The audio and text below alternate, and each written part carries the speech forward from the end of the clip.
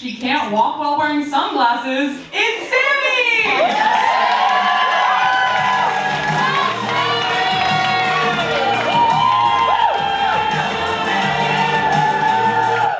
Hi, everyone.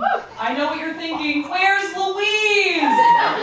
But I decided to strike out on my own in the big city tonight. A lot of people throughout college have told me that they would like to be more like me. Not intimidating. And that's confusing because I'm 5'10", I'm built like a fighter, but I have a super small and demure vibe.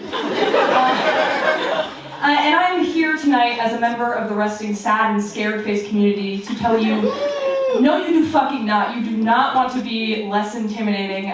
Being approachable doesn't mean that you make more friends, it just means that people are constantly on their worst behavior around me.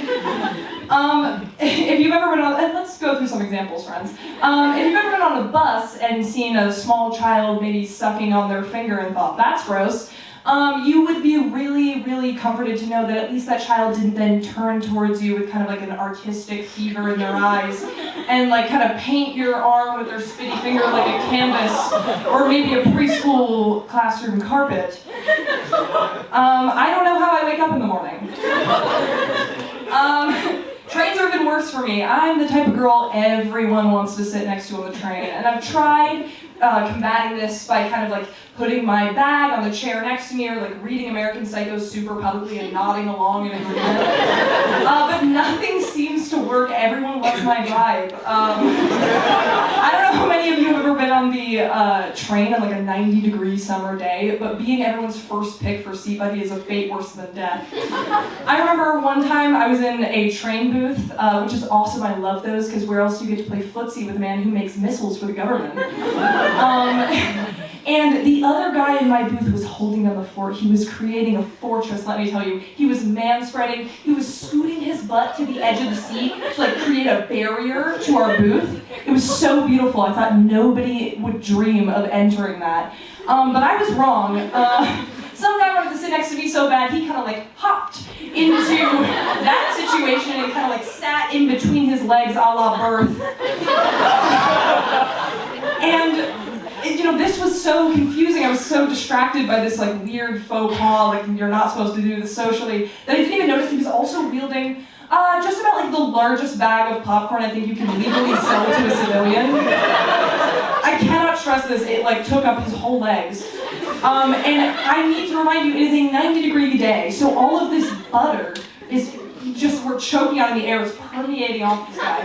And he's being real crass about it too. He's like throwing the popcorn around, he's like scrolling through Instagram Reels on the other hand, just kind of like watching Charli D'Amelio work a part-time job. I don't know, super weird. And so he left, a mess, and it looks like the circus had just left town. So yeah.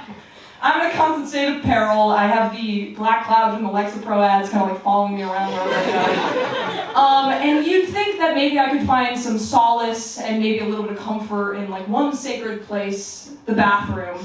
But you would be super wrong. If there's one thing about a girl like me, I'm gonna blow up a public toilet. Every day I kind of like clock in to like white knuckle, pray, and apologize to the stalls next to me. But people still can like see through the crack of the door and just tell that I'm like open for business and shenanigans. Like, there's that girl trying to stretch that last square of toilet paper, I bet she wants to chat. And so one day I'm cooking up a chemical weapon in the third floor Tish bathroom. And I look down and I just kind of see a pair of eyes staring up at me. And I look away because I'm the prey in this situation. And I see a body come into the stall. And if you're wondering what living being has not violated my personal space yet, it was someone else's service dog. And I don't know how like being on duty works for service dogs. I don't know if you can like triage and go to the person with the worst vibes in the room. But this kind of felt like a mission gone rogue. And so the liberal mind might ask in this situation, how does one, not commit animal cruelty. I don't know, because if you push the dog out of the stall, then you're like attacking an officer of the law. But if you let the dog stay, then you'd have to like Marie Curie it and like let the dog chill out for 50 years while the radiation wears off. So I was really in a lose-lose situation, kind of constantly at a mercy to my own surroundings, praying to God, hoping he can have mercy on my soul and my asshole.